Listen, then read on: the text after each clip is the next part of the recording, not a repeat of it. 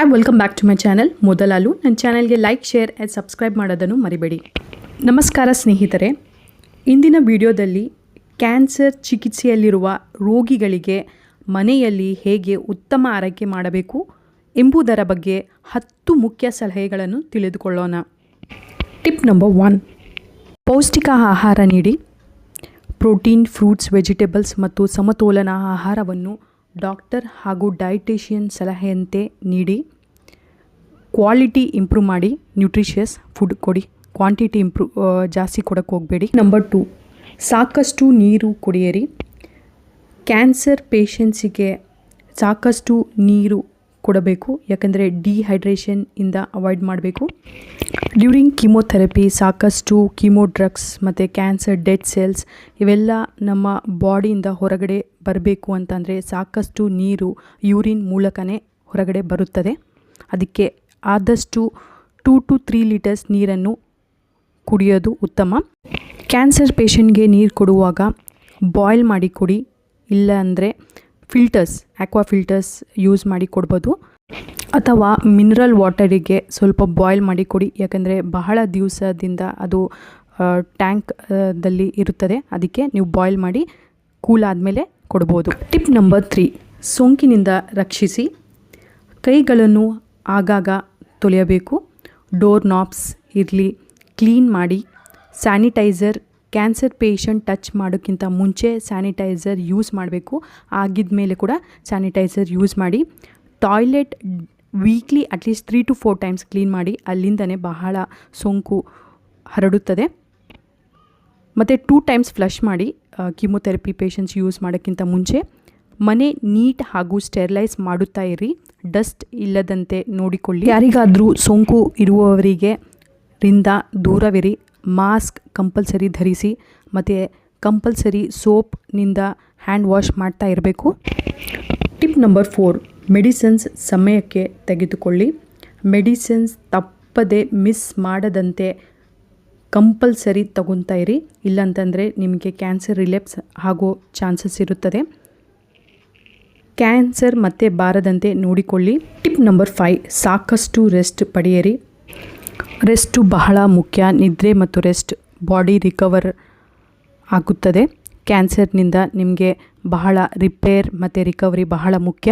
ಅದಕ್ಕೆ ಸಾಕಷ್ಟು ನಿದ್ರೆ, recovery, rest important. Tip number 6, ಇದು ಬಹಳ ಮುಖ್ಯ. ಪರ್ಸ್ನಲ್ ಹೈಜೀನ್ ಮೇಂಟೈನ್ ಮಾಡಿ. ಡೈಲಿ ಬಾತ್ ಮಾಡ್ತಾಯಿರಿ ಮತ್ತು ನಿಮ್ಮ ಬಾಯಿಯನ್ನು ಸ್ವಚ್ಛಗೊಳಿಸ್ತಾ ಇರಿ. ಕ್ಲೋರ್ಹೆಕ್ಸಿಡಿನ್ ಮೌತ್ ವಾಶ್, ಇಲ್ಲಾಂದರೆ ಯಾವುದಾದ್ರೂ ಮೌತ್ ವಾಶ್, ಊಟ ಆದಮೇಲೆ ಬಾಯಿ ವಾಶ್ ಮಾಡೋದು, ಹ್ಯಾಂಡ್ ವಾಶ್ ಮಾಡೋದು, ಮತ್ತು ಡೈಲಿ ಕಂಪಲ್ಸರಿ ಬಾತ್ ಮಾಡ್ತಾ ಇರಬೇಕು. ನಿಮ್ಮ ಹೈಜೀನ್ ಮೇಂಟೈನ್ ಮಾಡ್ತಾ ಇರಬೇಕು. ನೇಲ್ಸ್ ರೆಗ್ಯುಲರ್ ಆಗಿ ಕಟ್ ಮಾಡ್ತಾಯಿರಿ. ನೀಟ್ ಒಳ್ಳೆ ಬಟ್ಟೆಗಳನ್ನು ಧರಿಸಬೇಕು. ಟಿಪ್ ನಂಬರ್ 7, ಸಣ್ಣ ಪ್ರಮಾಣದಲ್ಲಿ ಆಗಾಗ ಆಹಾರ ನೀಡಿ. ಒಂದೇ ಸಾರಿ ಊಟ ಮಾಡೋಕ್ಕೆ ಕೊಡೋಕ್ಕೆ ಹೋಗಬೇಡಿ, ಯಾಕಂದರೆ ಅವರಿಗೆ ನಾಸಿಯಾ ಇರುತ್ತದೆ ಡ್ರಗ್ಸಿಂದ, ಕ್ಯಾನ್ಸರ್ ಡ್ರಗ್ಸಿಂದ. ಕ್ವಾಲಿಟಿ ಫುಡ್ ಕೊಡಿ, ಕ್ವಾಂಟಿಟಿ ಕೊಡೋಕ್ಕೆ ಹೋಗಬೇಡಿ. ಏನಾದರೂ ಕೊಡಿ, ಬ್ಯಾಲೆನ್ಸ್ ನ್ಯೂಟ್ರಿಷನ್ ಕೊಡಿ.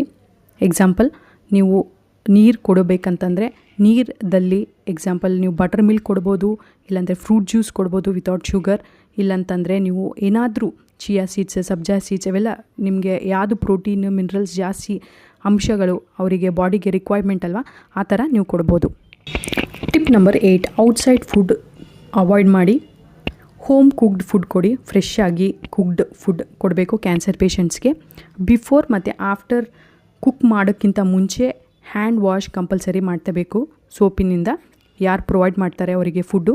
ಮತ್ತು ಜಂಕ್ ಫುಡ್, ಕ್ಯಾನ್ ಫುಡ್ ಮತ್ತು ಅನ್ಕುಕ್ಡ್ ಮೀಟ್ ಇವೆಲ್ಲ ಅವಾಯ್ಡ್ ಮಾಡಿ. ಆದಷ್ಟು ಹೊರಗಡೆ ಟ್ರಾವೆಲಿಂಗ್ ಮಾಡೋದು, ಟ್ರಿಪ್ಸ್ಗೆ ಹೋಗೋದು ಅವಾಯ್ಡ್ ಮಾಡಿ. ಕಂಪಲ್ಸರಿ ಹಾಸ್ಪಿಟಲ್ ವಿಸಿಟ್ ಏನಾದರೂ ಇದ್ದರೆ ನೀವು ಕಂಪಲ್ಸರಿ ಮಾಸ್ಕ್ ಧರಿಸಿನೇ ಹೋಗಬೇಕು, ಕ್ಯಾಬ್ ಇಲ್ಲಾಂತಂದರೆ ಆಟೋ ಮೂಲಕ. ಔಟ್ಸೈಡರ್ಸ್ ಮನೆ ಒಳಗಡೆ ಸ್ವಲ್ಪ ದಿವಸ ಅವಾಯ್ಡ್ ಮಾಡಿ ಅವರಿಗೆ, ಯಾಕೆಂದರೆ ಅವರಿಗೇನಾದರೂ ಡಿಸೀಸ್ ಇದ್ದರೆ ನಿಮ್ಮ ಮಗುವಿಗೆ ಇಮ್ಯುನಿಟಿ ಕಡಿಮೆ ಆಗುವುದರಿಂದ ಅವರಿಗೆ ಜಲ್ದಿ ಡಿಸೀಸ್ ಬರೋ ಚಾನ್ಸಸ್ ಇರ್ತದೆ.